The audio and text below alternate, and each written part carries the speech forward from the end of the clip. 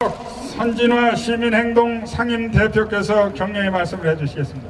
서경석 목사님께도 감사와 격려의 박수로 보내주시기 바랍니다. 이번에 NLL 사태가 터지고 나서 너무 화가 나서 어떻게 해서든지 국민들이 분노를 표출시키는 장이 꼭 있어야 되는데 그런 생각을 했었는데 바로 우리나라의 대표적인 애국자이신 서정갑 선생님과 김홍도 목사님이 손을 잡고 오늘 이런 큰 장을 펼쳐주셨습니다.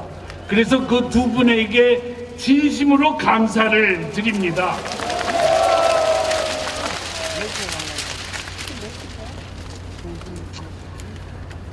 저는 이번에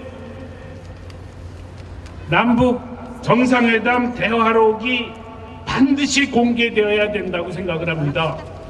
거기에는 노무현 대통령이 뭐라고 그랬느냐? 나는 NLL을 주장하지 않겠다. 그리고 공동오로를 하고 평화수역을 만들고 그러면 NLL은 자연히 사라진다. 그렇게 얘기를 했습니다. 말하자면 NLL을 무력화하겠다. 그리고 북한하고 약속을 했습니다. 뿐만 아닙니다. 그것만 들어있는 것이 아닙니다.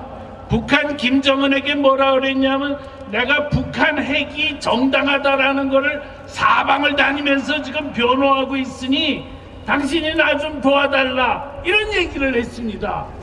뿐만 아닙니다. 수도권에 있는 미군을 다 내보내겠다 그런 얘기까지 했습니다.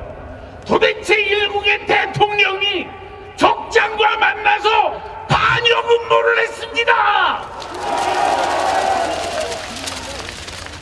그런데 민주당은 뭐라고 그랬느냐? 이 대화록을 공개하면 남북관계가 악영향을 끼치니까 절대로 공개해서는 안 된다 그랬습니다. 그런데요, 이미 북한은 이 대화록을 공개했습니다.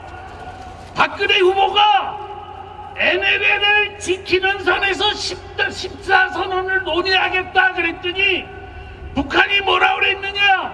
이미 노무현 대통령이 NLL을 양보하기로 했는데 무슨 소리 하는 거냐? 그렇게 말했습니다. 네. 노무현 대통령이 이 대화록이 겁이 나서 노무현 대통령이 임기를 마치면서 이 대화록을 폐기시켰습니다. 만약에 이 대화록이 완전히 사라졌다면은 이거 우리가 들춰내지도 못했을 뻔했습니다. 다행히도 국정원에 이 대화록이 살아남았습니다. 저는 이거 대화록이 살아남은 거를 정말 하나님께 감사합니다. 저들 세력은 우리 한반도에서의 전쟁과 충돌을 방지하기 위해서 평화를 선택해야 된다고 말합니다. 평화를 선택하기 위해서는 북한의 말을 들어줘야 되기 때문에 NLL을 무력화해야 된다 이렇게 얘기를 합니다. 그런데요, 그렇게 해서 만들어지는 평화는 평화가 아닙니다. 그것은 굴종입니다.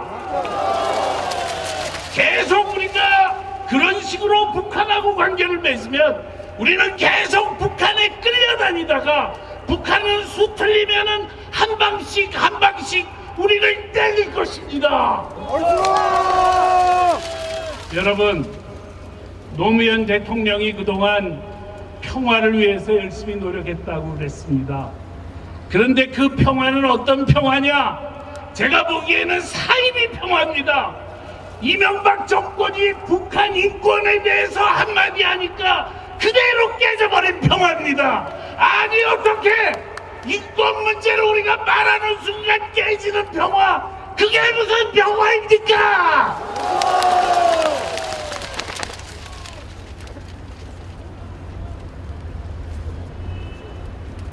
중요한 것은 인권을 말하는 겁니다. 우리는 북한 동포들의 참혹한 인권 유린에 대해서 절대로 침묵을 해서는 안 됩니다. 평화 우선이라는 말이 뭐냐? 인권에 대해서는 일체 얘기하지 않고 평화만 얘기하는 것이 무엇이냐?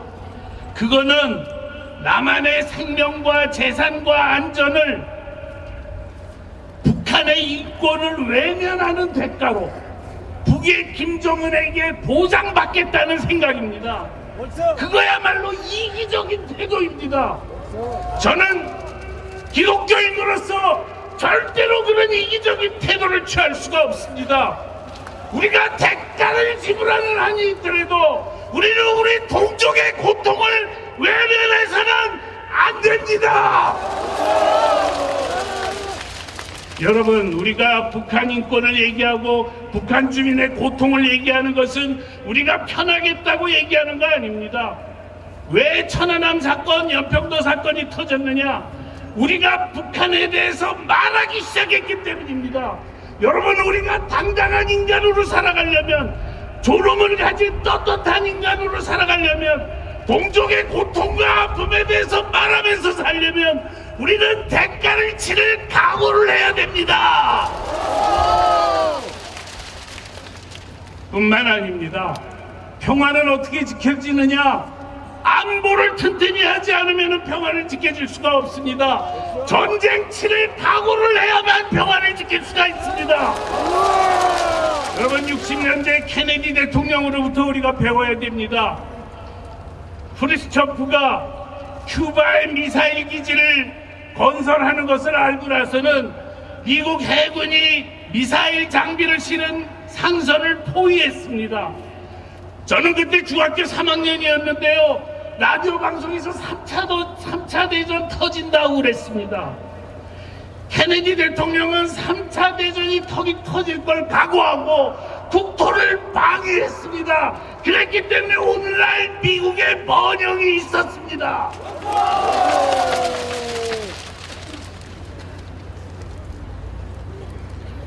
진정한 평화는 뭐냐? 그것은 북한이 변화하는 것입니다.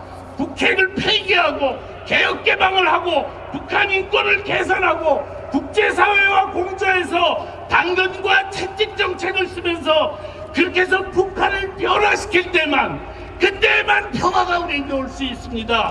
그때만 통일이 올 수 있습니다. 그런데 지금 이 북한의 비위를 맞추는 세력은 뭐를 하고 있느냐? 지금 남북 분단을 영속화시키려고 합니다. 지금의 김정인 독재 체제가 무한정 지속되도록 도와주려고 하고 있습니다. 끝납니다. 이거는 말이 안 됩니다, 여러분.